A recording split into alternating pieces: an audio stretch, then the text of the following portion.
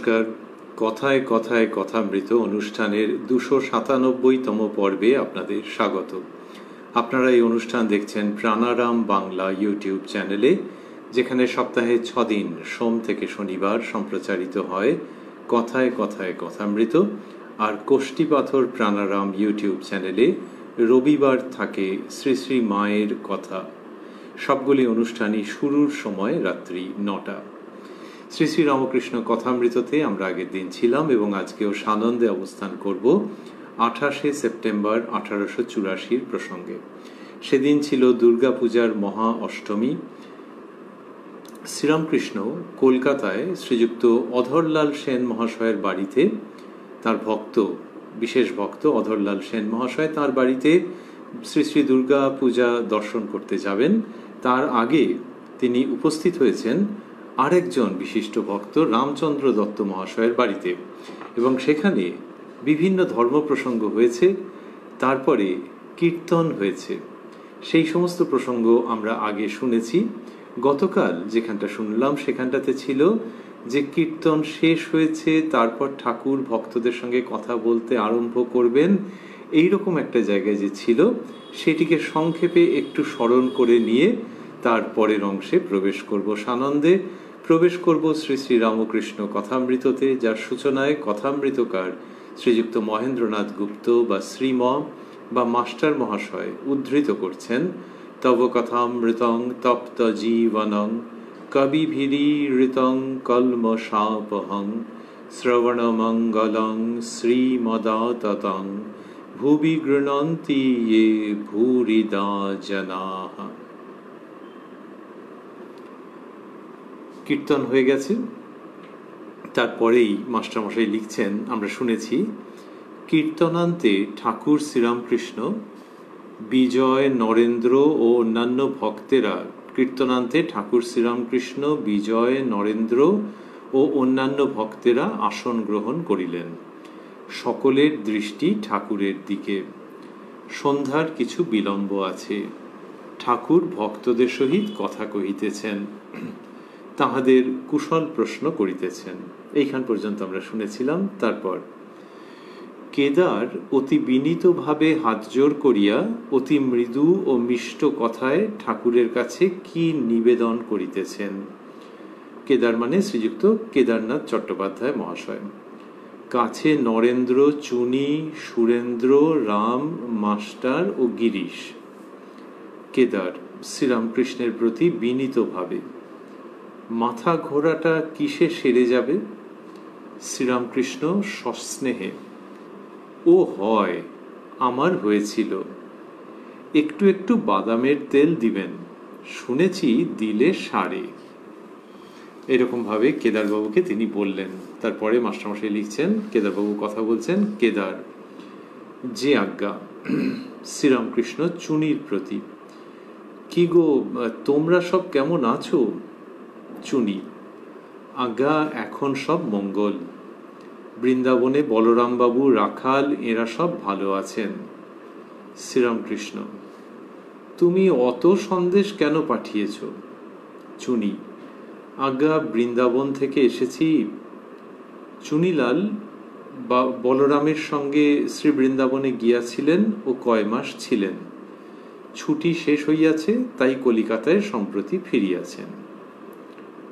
আমরা এই যে বলরামবাবু শ্রী বৃন্দাবনে ছিলেন এবং সঙ্গে ছিলেন রাখালচন্দ্র, রাখালচন্দ্রের শরীর খারাপ হয়েছিল, এইসব প্রসঙ্গ কথামৃততে আগে শুনেছি। তো মাস্টারমশাই লিখলেন যে চুনিলাল বলরামের সঙ্গে শ্রী বৃন্দাবনে গিয়াছিলেন ও কয় মাস ছিলেন। ছুটি শেষ হইয়াছে, তাই কলিকাতায় সম্প্রতি ফিরিয়াছেন। শ্রীরামকৃষ্ণ হরিশের প্রতি, তুই 2-1 দিন পরে যাস, অসুখ করেছে, আবার সেখানে পড়বি। নারায়ণের প্রতি সস্নেহে, তার বালক ভক্ত, নারায়ণের প্রতি সস্নেহে, বস, কাছে এসে বস। কাল যাস, গিয়ে সেখানে খাবি। মানে দক্ষিণেশ্বরের কথা বলছেন। তারপর মাস্টারমশাই লিখছেন, মাস্টারকে দেখাইয়া, এর সঙ্গে যাবি? মাস্টারের প্রতি, কি গো? তো বালক ভক্ত নরেন তার জন্যে ঠাকুরের এইরকম ভালোবাসা, ব্যাকুলতা। বললেন যে বস, কাছে এসে বস, কাল যাস, গিয়ে সেখানে খাবি। এই কম বয়সী ছেলেরা তারা যাতে দক্ষিণেশ্বরে যায়, সেখানে গিয়ে খায়, সেই জন্য ঠাকুরের কত চিন্তা। ভক্তদেরও, মাস্টারমশাই প্রভৃতি ভক্তদেরও তিনি মাঝে মাঝে বলতেন যে এদের খাইও, এর অনেক মানে আছে। তিনি চাইতেন যে ওই ভক্তেরা এই সমস্ত শুদ্ধ সত্য ছেলেদের মাঝে মাঝে খাওয়ান। তো এখানে বলছেন কাল যাস, গিয়ে সেখানে খাবি। মাস্টারকে দেখাইয়া এর সঙ্গে যাবি, মাস্টারের প্রতি কি গো? মাস্টারের সেই দিনই ঠাকুরের সঙ্গে যাইবার ইচ্ছা, তাই চিন্তা করিতেছেন। এইরকম ভাবছেন যে সেই দিনকে গিয়ে হয়তো তিনি থাকবেন ঠাকুরের কাছে, তা সেই সব চিন্তা করছেন। আবার সুরেন্দ্র অনেকক্ষণ ছিলেন, মাঝে একবার বাড়ি গিয়াছিলেন। সুরেন্দ্র মানে বিশিষ্ট ভক্ত শ্রীযুক্ত সুরেন্দ্রনাথ মিত্র। ঠাকুর শ্রীরামকৃষ্ণের কাছে প্রথমে যখন গেছেন তখন জীবনে একটা বিরাট বিপর্যয়ের সম্মুখীন তিনি। শুভানুধ্যায়ীদের পরামর্শে গেছেন কতকটা নিমরাজি হয়ে, কিন্তু তারপর ঠাকুরকে দর্শন করে ও তাঁর অমৃতময়ী কথা শুনে সুরেন্দ্রনাথের বিপুল পরিবর্তন হয়েছে চরিত্রের মধ্যে। কেবল একটা ব্যাপার থেকে কাটিয়ে উঠতে পারেননি, সেটি হচ্ছে মদ্যপান। মাস্টারমশাই লিখছেন যে সুরেন্দ্র অনেকক্ষণ ছিলেন, মাঝে একবার বাড়ি গিয়াছিলেন। বাড়ি হইতে আসিয়া ঠাকুরের কাছে দাঁড়াইলেন। সুরেন্দ্র কারণ পান করেন, আগে বড় বাড়াবাড়ি ছিল। ঠাকুর সুরেন্দ্রের অবস্থা দেখিয়া চিন্তিত হইয়াছিলেন। একেবারে পান ত্যাগ করিতে বলিলেন না, বলিলেন সুরেন্দ্র দেখো, যা খাবে ঠাকুরকে নিবেদন করে দিবে, আর যেন মাথা টলে না ও পা টলে না। তাকে চিন্তা করতে করতে তোমার আর পান করতে ভালো লাগবে না। তিনি কারণানন্দ দায়িনী, তাকে লাভ করলে সহজানন্দ হয়। মাস্টারমশাই বলছেন যে আগে সুরেন্দ্রবাবুর বাড়াবাড়ি ছিল ওই বিষয়ে, এবং ঠাকুর সুরেন্দ্রবাবুর ওইরকম অবস্থা দেখে চিন্তিত হয়েছিলেন।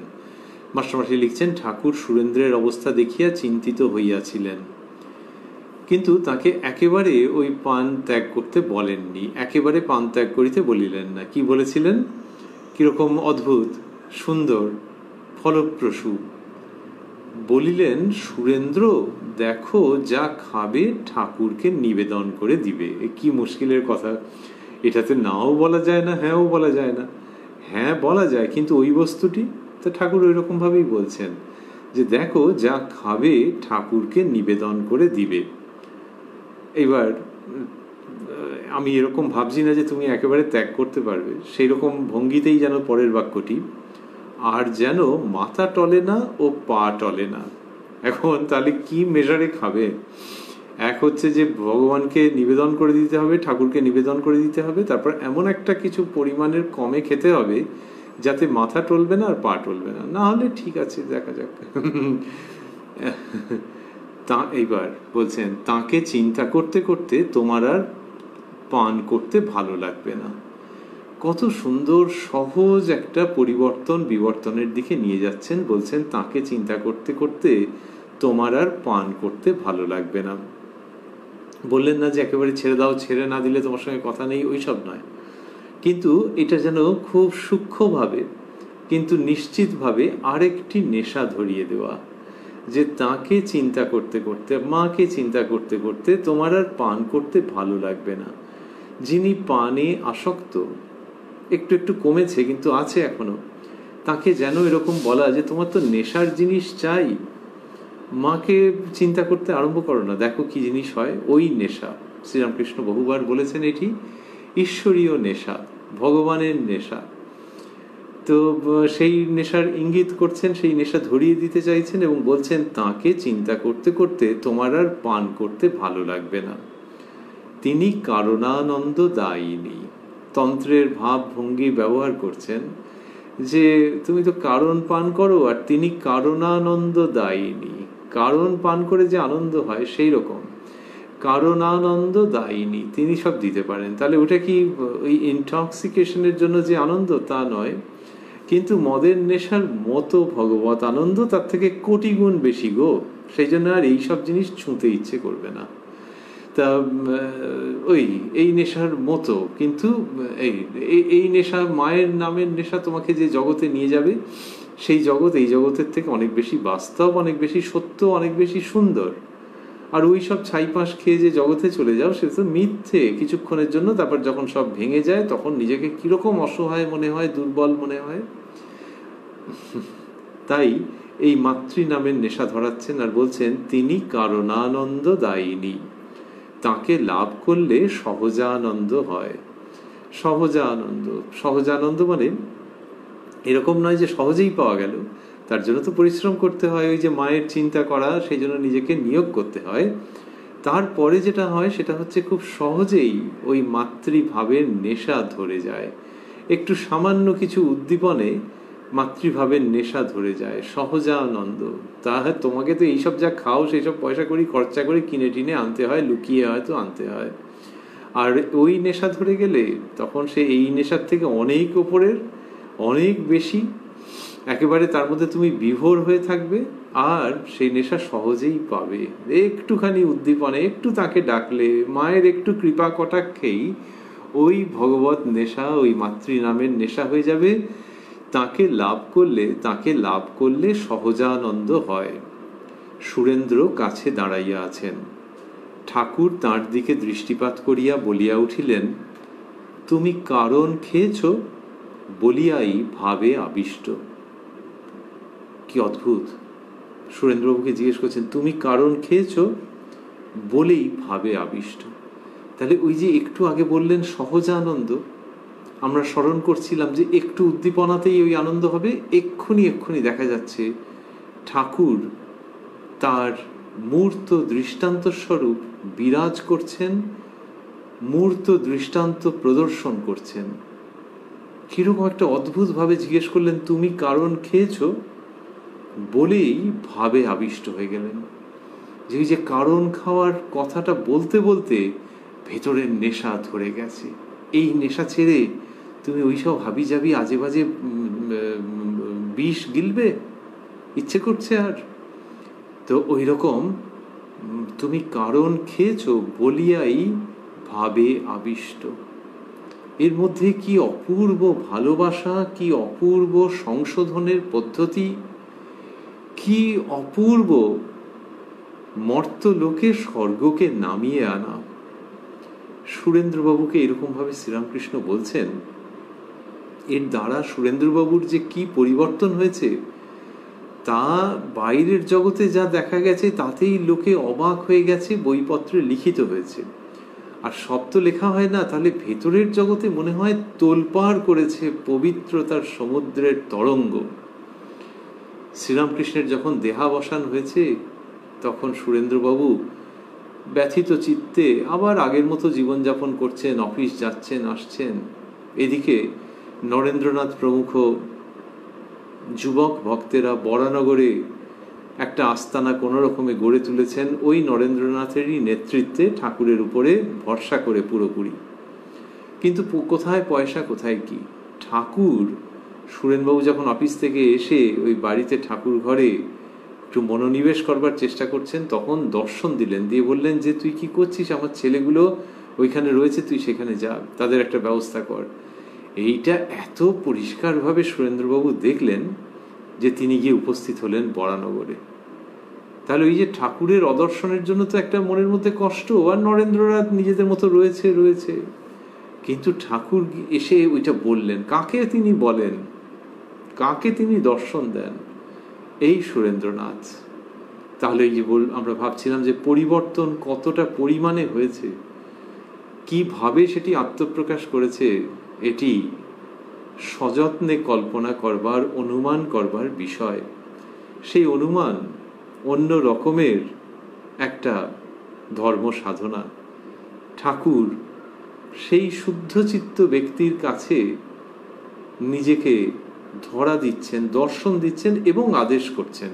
সুরেন্দ্রবাবু গেলেন নরেন্দ্রনাথদের কাছে, স্বামীজিদের কাছে গেলেন এবং গিয়ে বললেন যে আমি কাশীপুরের বাগানে যা দিচ্ছিলাম সেইটি দেবো এখানে, অর্থাৎ সেই অর্থ সাহায্য যা দিতেন সেটা তো দিলেনই, পরে আবার সেটাকে আরো বাড়িয়ে দিয়েছিলেন। এই যে ভেতরের ভাবের পরিবর্তন হয়ে যাচ্ছে মানুষটার, শুধু অর্থ সাহায্যের দিক দিয়ে নয়, ঠাকুর শ্রীরামকৃষ্ণ দর্শন দিয়ে বলছেন যে ছেলেদের দিকটা দেখতে। ছেলেদের দিকটা কি দেখা? যাতে তারা সাধন ভজন করতে পারে, একত্র হয়ে থাকতে পারে এবং ভবিষ্যতের সংঘ ধীরে ধীরে রূপ গ্রহণ করতে পারে।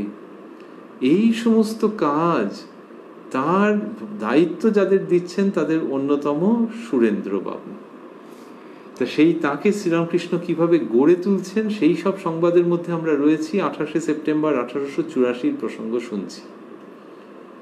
বললেন, তুমি কারণ খেয়েছ বলিয়াই ভাবে আবিষ্ট। এই শ্রীরামকৃষ্ণ এরকম করতে পারেন যে তুমি তোমার লাইনে খেয়েছো তো, আর আমি আমার লাইনে ওই ভাবে বিভোর হয়ে গেলাম, আর কথা বলতেই পারছেন না।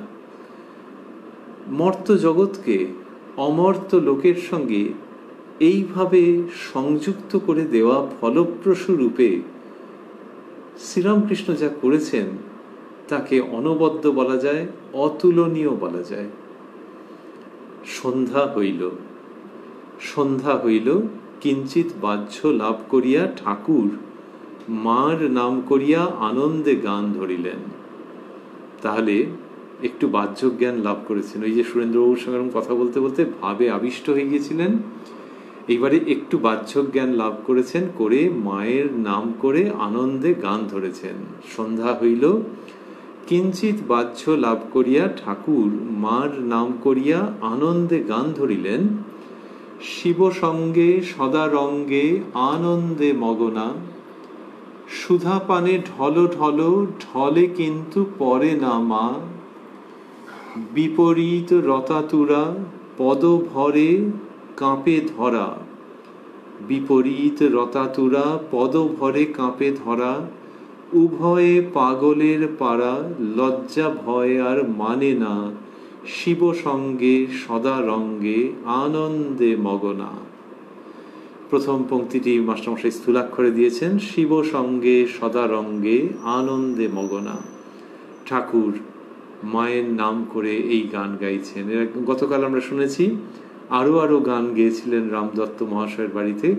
আর এই দিন সুরেন্দ্রবাবুর সঙ্গে কথা বলতে বলতে ভাবাবিষ্ট হয়ে তারপর কিঞ্চিত বাহ্য জ্ঞান লাভ করে গাইছেন, শিব সঙ্গে সদা রঙ্গে আনন্দে মগনা, সুধা পানে ঢল ঢল ঢলে কিন্তু পরে না মা।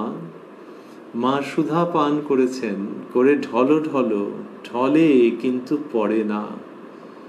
This is not the worldly intoxication. এমনি জগতের মানুষ যেভাবে ভাবে যে পান করেছে, এটা সেই রকম দেখাচ্ছে, কিন্তু সেরকম নয়। সুধা পানে ঢল ঢল ঢলে কিন্তু পড়ে না মা।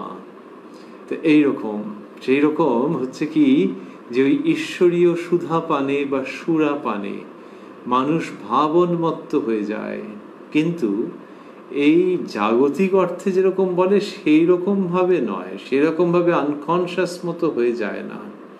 শ্রীরামকৃষ্ণ ওই অবস্থাকে বলতেন বেহুশ হয়ে যাওয়া, বলতেন মা আমাকে বেহুশ করিসনি। ভক্তি ভক্ত নিয়ে থাকতে চাইতেন, কিন্তু বেহুশ মানে ওইটা যে ওই মাতৃভাবে একেবারে ভাবাবিষ্ট সমাধিস্থ। তা সেইটা তিনি বলতেন। এইবারে ওই যে অবস্থাটা তখন ওরকম হয়ে যাচ্ছে, যখন শ্রীরামকৃষ্ণের ওরকম অবস্থা, হাঁটছেন, হাঁটতে হাঁটতে ওইরকম ভাবের মধ্যে রয়েছেন, পা একটা এদিকে পড়ছে, একটি পা এদিকে পড়ছে, আরেকটি পা ওদিকে পড়ছে, ঠিক মাতালের মতো। মাস্টারমশাই লিখেছেন তো একাধিক জায়গায়। শ্রীরামকৃষ্ণ এসে মা শারদাকে একবার জিজ্ঞাসা করেছিলেন যে ওগো আমি কি মদ খেয়েছি? মা বলেছিলেন না না, তুমি মা কালীর ভাবামৃত খেয়েছ, এরকম বলেছিলেন। তো সেই শ্রীরামকৃষ্ণ গান গাইছেন, সুধা পানে ঢল ঢল ঢলে কিন্তু পড়ে না। এই যে ঢলে কিন্তু পড়ে না, এর মধ্যে আধ্যাত্মিক সুরাপানের অপূর্ব সাংগীতিক রূপচিত্র। বিপরীত রতাতুরা পদভরে কাঁপে ধরা। মহাদেব সাহিত্য তাঁর হৃদয়োপরি মা বিরাজমান। গানে রয়েছে বিপরীত রতাতুরা পদভরে কাঁপে ধরা, উভয়ে পাগলের পাড়া, লজ্জা ভয় আর মানে না, শিব সঙ্গে সদা রঙ্গে আনন্দে মগনা। সন্ধ্যা হইয়াছে, ঠাকুর শ্রীরামকৃষ্ণ হরিনাম করিতেছেন, মাঝে মাঝে হাততালি দিতেছেন, সুর স্বরে বলিতেছেন হরি বল হরি বল, হরি বল হরি বল, হরি হরি হরি বল। আবার রাম নাম করিতেছেন, রাম রাম রাম রাম, রাম রাম রাম রাম রাম। এই সমস্ত নাম মাস্টারমশাই স্থূলাক্ষরে দিচ্ছেন। বললেন যে সন্ধে হয়েছে এবং ঠাকুর শ্রীরামকৃষ্ণ, সন্ধ্যা হইয়াছে কথাটি দুবার এলো, একটু আগে বলেছেন ওই গানের আগে, আবার এখানে আবারও বললেন সন্ধ্যা হইয়াছে, ঠাকুর শ্রীরামকৃষ্ণ হরিনাম করিতেছেন, মাঝে মাঝে হাততালি দিতেছেন, সুস্বরে বলিতেছেন। ঠাকুরের কণ্ঠস্বর তো খুব মধুর ছিল। অন্যত্র মাস্টারমশাই বলেছেন দেবদুর্লভ, কোথাও বলেছেন গন্ধর্ব বিনিন্দিত। তো এখানে লিখছেন সুস্বরে বলিতেছেন হরি বল হরি বল, হরি বল হরি বল, হরি হরি হরি বল।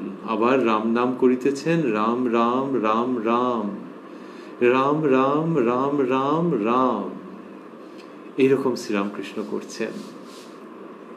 তারপরে রামের প্রসঙ্গ আরো চলবে। তার আগে কি হলো আমরা ভাবছি যে তিনি মাতৃসঙ্গীত পরিবেশন করেছেন, তো এই যে সন্ধ্যা হইল বলা হচ্ছে, তারপরেই কি হয়েছে যে তিনি মায়ের গান গেয়েছেন, আবার হরিনাম করছেন ওই সন্ধ্যাবেলাতেই, তার মানে অনতি বিলম্বেই হরিনাম করছেন, আবার রাম নাম করছেন। তাহলে এই যে শাক্ত বৈষ্ণব লোকে বলে, তার মধ্যে কোনো ভেদের প্রসঙ্গ তো নেই, বরং কি আনন্দের সঙ্গে একেবারে পিঠোপিঠি অবস্থান। যে একটাকে যদি তুমি সেই দিনের প্রসঙ্গে না বলো তাহলে অঙ্গহানি হয়ে যায় সেদিনের আনন্দের, বলতে হবে গো। এই সব নিয়েই শিব সঙ্গে সদা রঙ্গে আনন্দে মগনা, হরি বল হরি বল, হরি বল হরি বল, রাম রাম রাম রাম। বলতে পারেন রাম ও কৃষ্ণ। তিনি সমস্ত মত পথকে নিয়ে কি আনন্দ করছেন। জহুরি যেমন অনেক রকমের হিরে জহরত নিয়ে দেখে আনন্দ করেন, তো বিক্রির প্রসঙ্গ স্বতন্ত্র, কিন্তু তিনি তো এর মর্যাদা বোঝেন, এর বৈচিত্র্যে এর মূল্যে একটা অন্য রকমের আনন্দ আছে। তো শ্রীরামকৃষ্ণ সেই রকম অধ্যাত্ম পথের সব মণিমাণিক্য ওই যে আছে, ডুব দে রে মন কালী বলে, হৃদি রত্নাকরের অগাধ জলে, রত্নের আকর। তো এই নানান রকমের মণিমাণিক্য রত্ন, সেইগুলিকে নিয়ে শ্রীরামকৃষ্ণ আনন্দ করছেন। মা শ্রী হরি, শ্রী রামচন্দ্র, আর ওই মা শ্রী শ্রী জগন্মাতা ভবতারিণী, এই সমস্ত রত্ন নিয়ে শ্রীরামকৃষ্ণের আনন্দ। আর এর মধ্যে কোনো ভেদ করছেন না, যে সব একই, অভেদ, বিভিন্ন রূপ, কিন্তু এর গুরুত্বে, এর মাধুর্যে, এর শক্তিতে, এর সত্যতায় অভেদ। এইটা শ্রীরামকৃষ্ণের মধ্যে এমন অপূর্বভাবে খেলছে যে আমরা একটু অবাক হচ্ছি এই কারণে যে সচরাচর তো দেখা যায় না।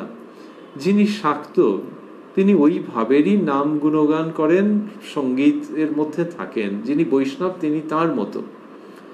আর যিনি দুটিকেই নেন তিনিও এত স্বচ্ছন্দভাবে একটির সঙ্গে আরেকটি পিঠোপিঠি ভাবে উচ্চারণ করছেন, আনন্দ করছেন, এই তো সচরাচর দেখতে পাওয়া যায় না। শ্রীরামকৃষ্ণই দেখাচ্ছেন যে সব ধর্ম দিয়ে তো একই জায়গায় পৌঁছানো যায়, সব মত পথ দিয়ে একই জায়গায় পৌঁছানো যায়, তাই মন দ্বিধা করো না, দ্বন্দ্ব করো না, ভেদ করো না। এইটা শ্রীরামকৃষ্ণ প্রদর্শন করছেন, মানে তার জীবনের মধ্যে থেকে স্বাভাবিকভাবে উত্থিত হচ্ছে। ধূপ যখন জ্বলে তখন সে গন্ধ বিতরণ করছে বলা যায়, আবার গন্ধ স্বাভাবিকভাবেই সেখান থেকে বিতরিত হচ্ছে। সেই রকম জ্বলন্ত আধ্যাত্মিকতার রূপ যে শ্রীরামকৃষ্ণ, তার মধ্যে থেকে এই সর্বধর্মের অভেদ ভাবের সুগন্ধ আপনিই উৎসারিত হচ্ছে। রামচন্দ্রের নাম করছিলেন, তারপরে কি হলো? মাস্টারমশাই লিখছেন, ঠাকুর এইবার প্রার্থনা করিতেছেন, ওং রাম ওং রাম, আমি ভজনহীন, সাধনহীন, জ্ঞানহীন, ভক্তিহীন, আমি ক্রিয়াহীন, রাম শরণাগত, ও রাম শরণাগত। দেহসুখ চাইনে রাম, লোকমান্য চাইনে রাম, অষ্টসিদ্ধি চাইনে রাম, শতসিদ্ধি চাইনে রাম, শরণাগত শরণাগত। কেবল এই করো যেন তোমার শ্রীপাদপদ্মে শুদ্ধা ভক্তি হয় রাম, আর যেন তোমার ভুবনমোহিনী মায়ায় মুগ্ধ হই না রাম, ও রাম শরণাগত। ঠাকুর প্রার্থনা করিতেছেন, সকলে এক দৃষ্টে তাহার দিকে চাহিয়া রহিয়াছেন। তাহার করুণামাখা স্বর শুনিয়া অনেকে অশ্রু সংবরণ করিতে পারিতেছেন না। তো এইরকম ঘটনা শ্রীরামকৃষ্ণ প্রার্থনা করছেন। প্রার্থনা করছেন মানে তিনি নিজে শ্রীরামচন্দ্রের কাছে প্রার্থনা করছেন একজন মানুষ হিসাবে, আবার যারা দেখছেন, পরবর্তীকালে যারা শুনছেন, সকলের কাছে তিনি ওই জীবন্ত দৃষ্টান্ত স্থাপন করছেন যে এইভাবে প্রার্থনা করতে হয়, এই কথা বলে প্রার্থনা করতে হয়। করতে হয় মানে জোর শিক্ষাদানের মতো করে নয়, ভালোবাসার সঙ্গে, যে জানো এইভাবে খুব জোর চেয়ে নিতে হয়। কিরকম? ও রাম ও রাম, আমি ভজনহীন, সাধনহীন, জ্ঞানহীন, ভক্তিহীন, আমি ক্রিয়াহীন, রাম শরণাগত, ও রাম শরণাগত। এই যে ও রাম বারবার ঘুরে ফিরে আসছে, এই তো হচ্ছে ডাকছেন যে ও রাম, যে রামচন্দ্র, তাকে এরকম ভাবে বলা হচ্ছে। কে তিনি? তোমার বড় দাদার মতো, পিতার মতো, দাদার মতোই এখানে বেশি করে মনে হচ্ছে। ও রাম শরণাগত ভাবটা হচ্ছে যে আমি পারবো না গো, আমার সে শক্তি নেই, দাদা তুমি আমায় বাঁচাও, আমি তোমার শরণ নিচ্ছি, তুমি আমাকে বাঁচাও দাদা। কিন্তু এর মধ্যে অসহায়ের ক্রন্দন নেই। এই প্রার্থনার মধ্যে ভারী শুদ্ধ চিত্তের সুপ্ত শক্তি সহ অপূর্ব আত্মনিবেদন আছে। বলছেন, ও রাম ও রাম, আমি ভজনহীন, সাধনহীন, জ্ঞানহীন, ভক্তিহীন, আমি ক্রিয়াহীন, ভজনহীন, তোমার নাম গুণকীর্তন কি বা করেছি, সাধনহীন, তোমাকে ডেকেছি, জপ করবার চেষ্টা করেছি, ধ্যান করেছি, কিন্তু সেসব কি? জ্ঞানহীন, ভক্তিহীন। তাহলে ভজন, সাধন, জ্ঞান, ভক্তি, তারপর বললেন আমি ক্রিয়াহীন। তাহলে ওই যে নানান রকম শাস্ত্রীয় ক্রিয়া, যেগুলি বিহিত কর্ম, প্রাণায়াম ইত্যাদি, সেগুলো আমি কি করেছি দাদা, তোমাকে আমি কি বলবো, যা দিয়ে আমি তোমাকে পাবো? এগুলো নেই। তোমাকে পাওয়ার তুলনায় আমি যা করেছি সে তো আমি বুঝতে পারছি, তো ওগুলো কিছুই নয়। আমি ভজনহীন, সাধনহীন, আমি ভজনহীন, সাধনহীন, জ্ঞানহীন, ভক্তিহীন, আমি ক্রিয়াহীন। সেই জন্য তুমি যদি না আমাকে বাঁচাও, তুমি যদি না আমাকে উদ্ধার করো, তাহলে আমি কোথায় যাব? রাম শরণাগত, ও রাম শরণাগত। দেহ সুখ চাইনে রাম। তাহলে যে শরণাগত বললেন, বলবার পরে বলছেন, দেহ সুখ চাইনে রাম, লোকমান্য চাইনে রাম। এরকম পরপর বলে যাচ্ছেন যে আমি এইগুলো চাই না। এগুলোর প্রসঙ্গ আসছে কেন? এগুলোর প্রসঙ্গ আসছে এই জন্যে যে ওই যে বললেন না যে ভজনহীন, সাধনহীন ইত্যাদি, তাহলে ওগুলো নেই কেন? এইসব সংস্কার রয়েছে নানান রকম। তো সেই সংস্কারগুলোই তো বাধা সৃষ্টি করে, মনকে নিবিষ্ট করতে দেয় না, তোমাকে পুরোটা সত্তা দিয়ে ডাকতে দেয় না। সেগুলো কি ওই সংস্কারগুলো? দেহ সুখ চাই নে রাম। তাহলে এইগুলোই আমি বুঝতে পারছি যে কত জন্ম ধরে এগুলো আমাকে বেঁধে রেখেছে, ভেবেছি রমণীয়, তারপরে দেখছি যে না, এইগুলো থাকে না। এইগুলোর জন্যে আসল যে আনন্দ, অগ্রজতুল্য রামচন্দ্রের কাছে নিবেদন যে হে রাম, তোমাকে পাই না, তাই ওই দেহ সুখ না না না, দেহ সুখ চাইনে রাম, লোকমান্য চাইনে রাম। যে লোকে প্রশংসা করছে, লোকে প্রশংসা করছে মানে ক্ষতি করবার জন্য করছে যে তা নয়, হয়তো ভালো জন্যই করছে, ভালোর জন্যই, যে বাহ তুমি তো এই কাজটা বেশ ভালো করলে ইত্যাদি। কিন্তু সেইটা ভেতরে গিয়ে এমন পাক খেয়ে খেয়ে যাচ্ছে, পুরো সত্তাকে টেনে রেখে দিচ্ছে। ওই প্রশংসা বারবার পেতে ইচ্ছে করছে, না পেলে ওইটাকেই ভাবতে ইচ্ছে করছে, আর ওইটা পেয়ে মনে হচ্ছে অন্য লোকে কত নিচু, আমি কত, এই সব উল্টো পাল্টা। এইটাও চাই না। তা সে চাই না রামচন্দ্রকে বলা কেন? কারণ ওই অগ্রজ, উনি তো এইসব দেন, এসবগুলো সব তো ওনারই দেওয়া, এটা পরে আরো বেশি করে আছে। তা সেই জন্য এইগুলো আমাকে, এইগুলো আর দিও না, এই ইচ্ছেগুলো, এই সংস্কারগুলো দিও না, তাহলে তোমায় পাই না। দেহ সুখ চাইনে রাম, লোকমান্য চাইনে রাম, অষ্টসিদ্ধি চাইনে রাম। সাধনার পথে একটুখানি এগোলে সেও অভিজ্ঞতায় হয়েছে, যদি কোনো রকমের সংগ্রাম টংগ্রাম করে একটু এগোনো গেছে, এমন এমন সমস্ত ক্ষমতা আসতে আরম্ভ করেছে, সেইগুলোতে বিভোর হয়ে যা, সেই অষ্টসিদ্ধি তোমারই দেওয়া, আমি তো এখন বুঝেছি, চাই না, প্লিজ, মাই আর্নেস্ট রিকোয়েস্ট, যে এইগুলো তুমি সরিয়ে নাও। এই প্লিজ, দয়া করে, অনুগ্রহ করে ঘন ঘন বলা হচ্ছে। দয়া অনুগ্রহর থেকেও প্লিজ শব্দটি ঠিকঠাক, যে নিজের দাদার কাছে যেন বলা হচ্ছে। দেহ সুখ চাইনে রাম, লোকমান্য চাইনে রাম, অষ্টসিদ্ধি চাইনে রাম, শতসিদ্ধি চাইনে রাম, শরণাগত শরণাগত। তোমার শরণে আমি এসে গেছি, আমি নিজেকে সেইখানে স্থাপন করেছি, আমি আর ফিরব না। শরণাগত শরণাগত, কেবল এই করো যেন তোমার শ্রী পাদপদ্মে শুদ্ধা ভক্তি হয় রাম। তোমার শ্রী পাদপদ্মে শুদ্ধা ভক্তি, বলছেন যে এইরকম করে দাও আমায়, আমি তোমার কাছে এসে গেছি, আর যাব না, আর তুমি আমার এরকম প্লিজ আমার এরকম করে দাও যেন তোমার শ্রী পাদপদ্মে শুদ্ধা ভক্তি হয়, যেন তোমার শ্রী পাদপদ্মে শুদ্ধা ভক্তি হয় রাম। তা শুদ্ধা ভক্তি ছাড়া আর কি ভক্তি আছে? কামনা মিশ্রিত যে ভক্তি করছে, আবার কামনা, ওই সব ছিদ্রপথেই হয়তো অষ্টসিদ্ধি শতসিদ্ধি এসে গেছে। আর কিচ্ছু চাইছি না, দেহ সুখ নয়, লোকমান্য নয়, কোনো কিচ্ছু নয়, কিন্তু শুধু তোমার শ্রী পাদপদ্ম চাইছি। আমি জানি যে এটা কঠিন আছে, তুমি যাকে তাকে দাও না।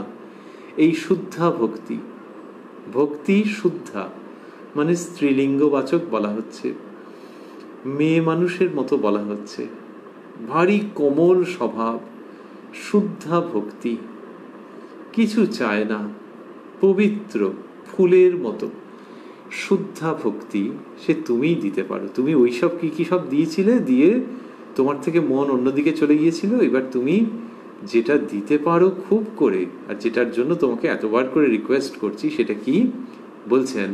কেবল এই করো যেন তোমার শ্রীপাদপদ্মে শুদ্ধা ভক্তি হয় রাম। এইটি প্রার্থনা করতে শেখাচ্ছেন শ্রীরামকৃষ্ণ, যে যেন তোমার শ্রীপাদপদ্মে শুদ্ধা ভক্তি হয় রাম। শুদ্ধা ভক্তি যা কোনো কিচ্ছু চাইছে না, কোনো কারণ নেই, অহৈতুকী ভক্তি, সেইটা প্রার্থনা করা হচ্ছে।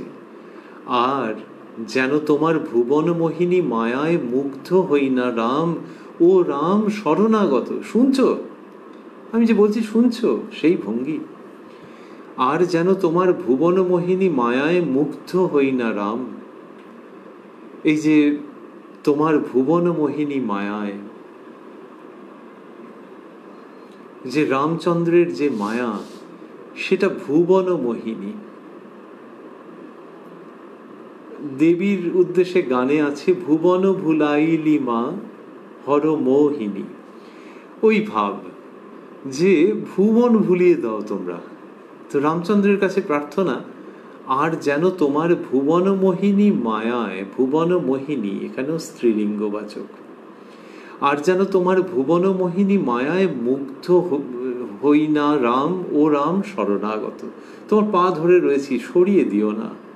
আর ওই যে ওই মায়াজাল বিস্তার করো, আগে বুঝতাম না, এখন বুঝেছি, ওইটা প্লিজ করো না।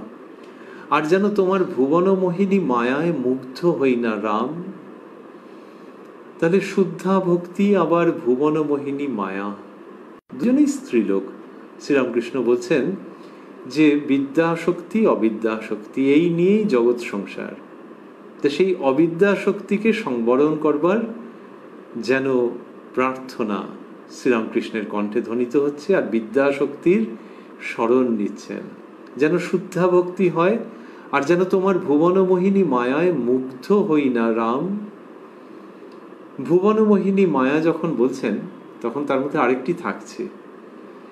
লোকে এমনিতে মায়া বলতে বোঝায়, অনেক সময় লুজলি বলে যে যেটা মিথ্যা, ব্রহ্ম সত্য জগৎ মিথ্যা। ওই যে জ্ঞানের পথে যেভাবে দেখা হয়, শ্রীরামকৃষ্ণ ভক্তির পথে অন্যরকম ভাবে দেখাচ্ছেন, যদিও বিরোধ নেই কিন্তু ভঙ্গি অন্য। এইখানে দেখাচ্ছেন যে ওই যে মায়া, সেই মায়াকে আমি ছেদ করবার চেষ্টা করছি না, ছেদন করবার চেষ্টা করছি না। আমি তোমার কাছে হে রাম, এখানে রামচন্দ্রকে প্রার্থনা করা হচ্ছে রামচন্দ্রের কাছে, হে রাম তোমার কাছে প্রার্থনা করছি যে তুমি এটি সরিয়ে নাও। আর কি? আর হচ্ছে এই মায়া ভুবন মোহিনী মায়া, এটি জ্ঞানের যিনি চর্চা করছেন তিনি বলবেন না। ব্রহ্ম সত্য জগন মিথ্যা। এবং সেখানে যে মায়ার স্বরূপ বলা হয়েছে, মায়া সম্পর্কে যা বলা হচ্ছে, ওখানে কোনো আলাদা রকমের কোনো অ্যাড্রেস করা হচ্ছে না, সম্ভাষণ করা হচ্ছে না। মায়ার কে বলা হচ্ছে যে সে মায়া খুব মুশকিলে, সে আবৃত করে রাখে, বিক্ষিপ্ত করে, এইসব করে রাখে।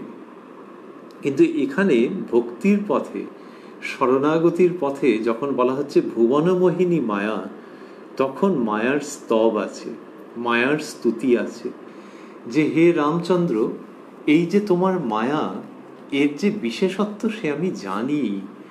এই মায়া দিয়ে তুমি জগৎকে মুগ্ধ করে রেখেছ। এ কি চারটিখানি কথা দাদা? তুমি জগৎকে মুগ্ধ করে রেখেছ। তোমার ভুবন মোহিনী মায়া হে রামচন্দ্র, সেইটি আমার কাছ থেকে সরিয়ে নাও, আমি তোমার শরণাগত। একটা পিঁপড়ে সে তাড়াতাড়ি তাড়াতাড়ি করে যাচ্ছে, কেন না হয়তো আকাশে মেঘ করেছে, কিছু একটা টের পেয়েছে, অথবা কোথাও একটা খাবারের টুকরো, ওখান থেকে সিগন্যাল এসছে, তড়িঘড়ি তড়িঘড়ি যাচ্ছে। আরেকজন ডালহাউসি স্কোয়ারে নিজের অফিসের দিকে তড়িঘড়ি যাচ্ছেন। আরেকজন রান্নাঘরে প্রেসার কুকারে আওয়াজ দিয়ে তড়িঘড়ি ছুটছেন। আরেকজন মাঠে দুপুর রোদ্দুরে আবার ছুটছেন মাঠের দিকে। কারণটা কি? নিশ্চয়ই কিছু কারণ আছে।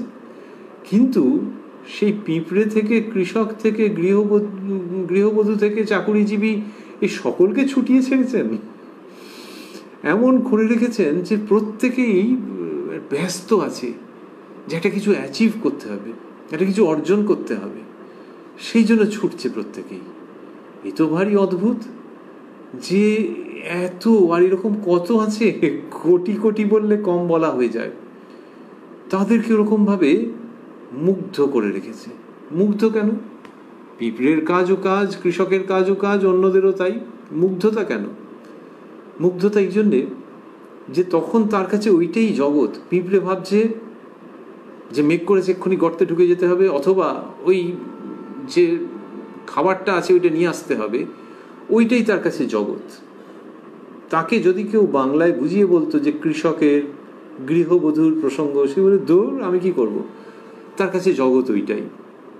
গৃহবধূকে যদি কেউ বলে যে পিঁপড়ে ছুটছে, বলে নিকুচি করেছে, আমি প্রেশার কুকারে এখন, তো তার কাছে ওই প্রেশার কুকার সিটি দিচ্ছে, সেইটি জগৎ। এই মুগ্ধতা। যে যেটা নিয়ে রয়েছে ওইটাতে পুরোপুরি ডুবে রয়েছে, আর বাকিটার সম্পর্কে প্রায় চিন্তা নেই বললেই চলে। আচ্ছা, ডুবে আছে আছে, কিন্তু দেখো 5 মিনিট বাদে ওটা নিয়ে আর চিন্তা নেই, অন্য একটা চিন্তা ঢুকে গেছে। গৃহবধূ ভাবছেন যে ছেলে এখনো এলো না কেন, স্কুল থেকে বেরিয়ে একবার মোবাইলে কল করলো না কেন। আবার কৃষকের হয়তো বাড়ির দিকে চিন্তা হয়ে গেছে একটা কিছু। এই নানান রকম হচ্ছে।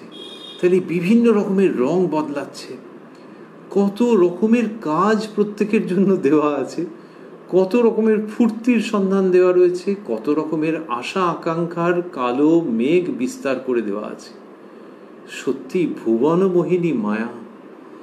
এই যে মায়ার এত রকম ফের, তাহলে এই যে রকম ফের রেখে কি শেষ পর্যন্ত অস্বীকার করা হচ্ছে? হ্যাঁ, যে এগুলোর তাৎক্ষণিক মূল্য আছে, চূড়ান্ত মূল্য নেই। রামচন্দ্রের চিরন্তন এবং চূড়ান্ত মূল্য আছে। ওই মাঠে কাজ করতে গিয়ে, প্রেসার কুকারের দিকে ধেয়ে গিয়ে, গর্তের দিকে ছুটে গিয়ে, অফিসের দিকে ধাবিত হয়ে রামচন্দ্রকে মনে ছিল না। যিনি জগৎ পালক তাকে মনে ছিল না। যিনি সবচেয়ে সত্য তাকে মনে ছিল না। আপাত সত্য মনকে অধিকার করে নিয়েছিল তখন, তারপরে তারপরে তারপরে। এটা মায়া নয়, মুগ্ধতা নয়। যদি কেউ জগৎ কারণকে স্মরণ করে কাজ করতে পারেন, স্মরণ তালবস্বয়ময়, এবং তার স্মরণ নিয়ে, স্মরণ দন্তস্বয়ময় এবং তার স্মরণ নিয়ে তালবস্বয়, যদি সেইভাবে কাজ করতে পারেন তাহলে আলাদা। তার মানে তিনি মায়া থেকে বেরিয়ে আসছেন বা এসে গেছেন। কিন্তু তার আগে কত রকম ভাবে মানুষকে তুমি মুগ্ধ করে রেখেছো। শুধু মানুষ নয়, সব কিছুকে তুমি মুগ্ধ করে রেখেছো। এমনকি ফুলের জগতে পর্যন্ত সে বংশ বিস্তার হচ্ছে কি অদ্ভুত কায়দায়, যেন সেখানেও প্রাণ রয়েছে, সেখানেও যেন মাল্টিপ্লাই করতে চাইছে। কত রকমের সে সমস্ত বোটানিতে যা আছে, ভাবলে অবাক হতে হবে যে এ তো প্রাণের খেলা। আর ওই একটা সব কিছুর মধ্যেই নিজে মুগ্ধ হয়ে থাকা, নিজের একটা জগৎ তৈরি করে নেওয়া, প্রত্যেকের আলাদা আলাদা জগৎ। দুজন পাশাপাশি বসে আছে, যমজ ভাই, কিন্তু দুজনের জগৎ আলাদা। ভুবন মোহিনী মায়া।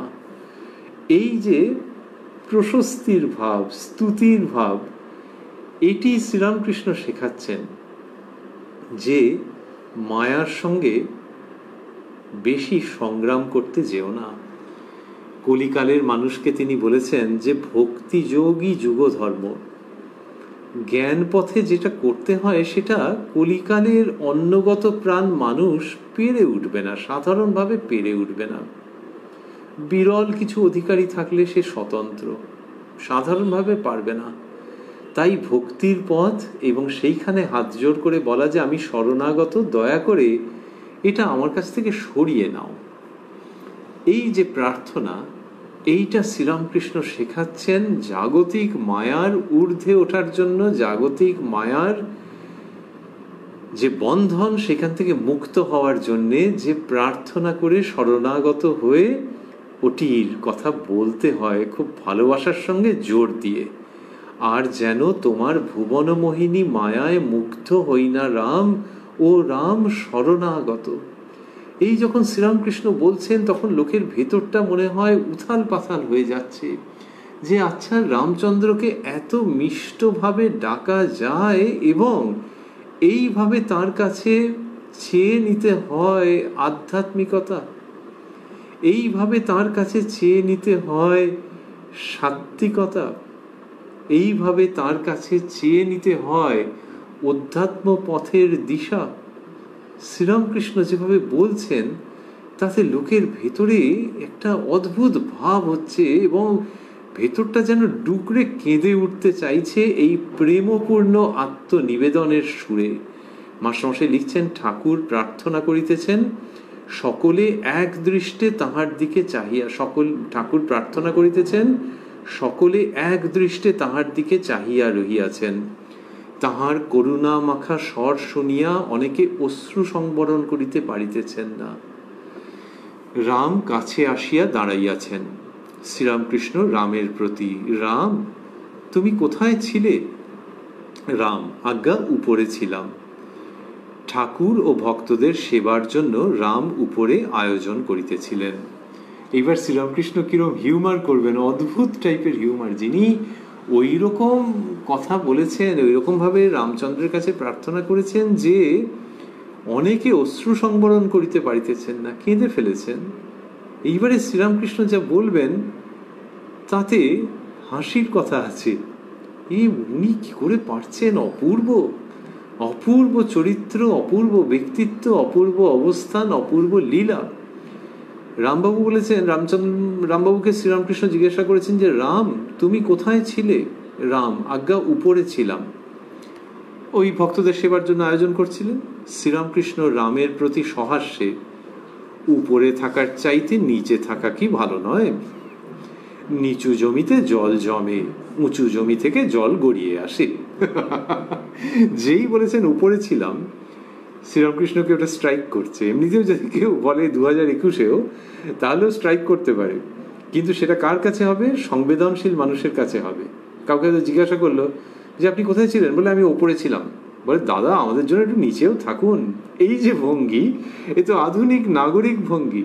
শ্রীরামকৃষ্ণ 1884-তে বলছেন রামচন্দ্রকে, এবং তার মধ্যে স্পিরিচুয়াল ইনপুট আছে, উপরে থাকার চাইতে নিচে থাকা কি ভালো নয়?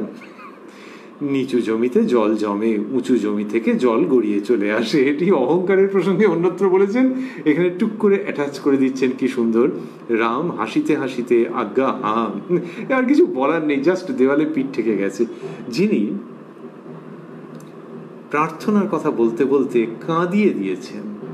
লোকে বলে সিনেমা টিনেমা দেখে যে ও সিনেমাটা কাঁদিয়ে দিল। সিনেমা মানে হয়তো ফিকটিশিয়াস, বাস্তব নয়। আর শ্রীরামকৃষ্ণ বাস্তবের জগতে দাঁড়িয়ে আরো বাস্তব সাধন এবং আধ্যাত্মিকতার কথা যেভাবে বলেছেন, যেভাবে উচ্চারণ করেছেন, কাঁদিয়ে দিয়েছেন। আর সেই তিনি রামবাবু যখন এসছেন তখন যেভাবে বলছেন, হেসে ফেলেছেন তিনি।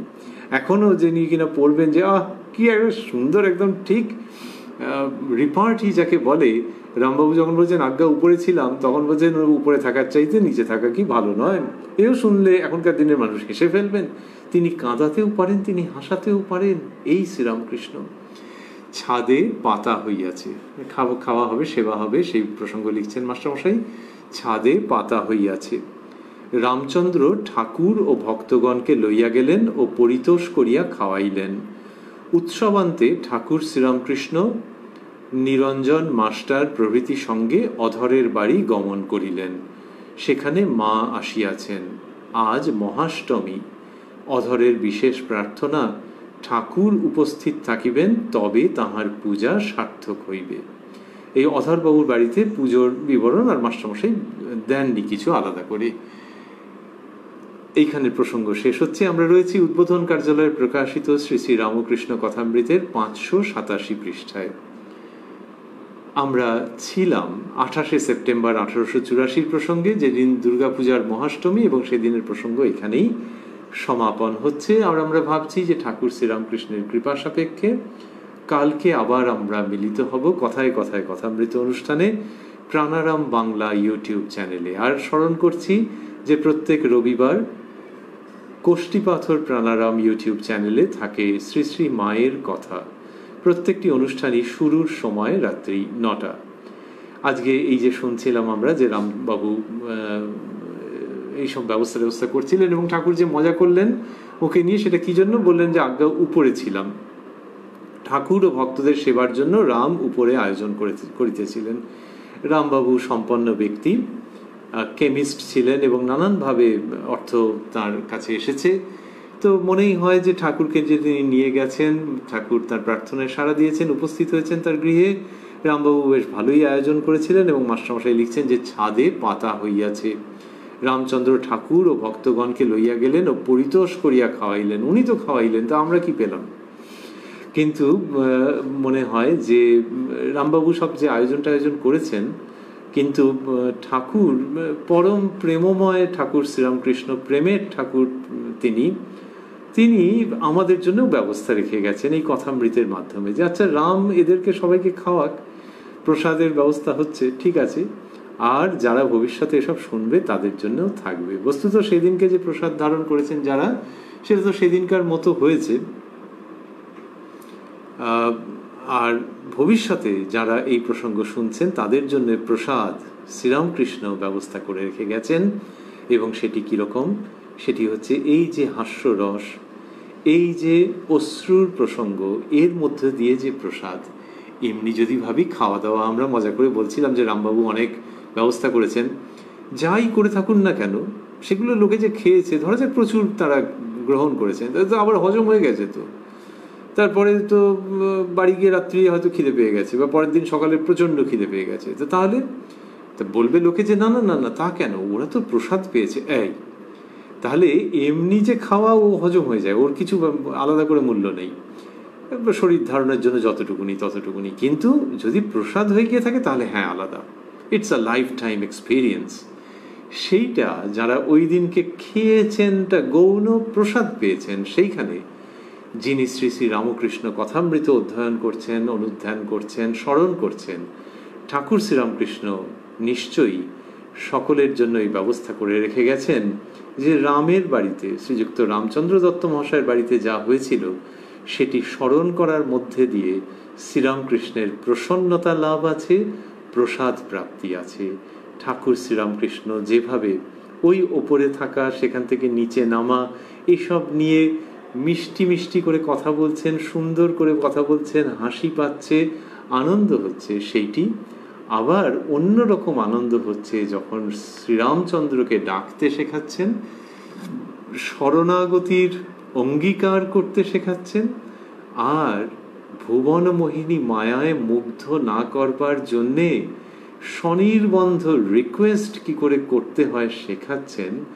তখন ওই চোখের জল আর মুখের হাসি মিলে শ্রীরামকৃষ্ণের যে প্রসাদ আমরা পাচ্ছি, আহা, তার কাছে এমনি মুখে খাওয়ার যে খাদ্য সে আর কোথায় লাগে।